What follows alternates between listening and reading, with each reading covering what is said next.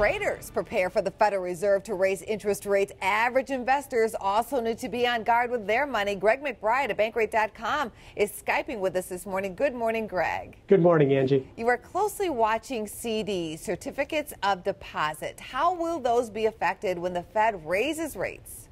Those rates are going to start to move up at that point, and I think a lot of individual investors that have locked in at these low yields could suddenly start looking for the exits, which means they have to be mindful of CD early withdrawal penalties. Exactly. If you want to do a withdrawal, what do you need to know?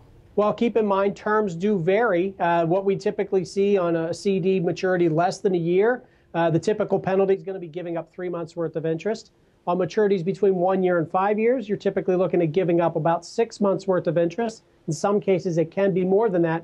But Angie, here's the kicker. In 9 cases out of 10, if your interest earnings that's accumulated is not enough to satisfy the penalty, the financial institution will dig into your principal, which is exactly at odds as to why people invest in CDs in the first place, which is to protect that principal. That could really hurt, Greg. So is it better just to leave your money alone, or is it the right thing to do to juggle around and try to do an early withdrawal on a CD and then move it someplace else?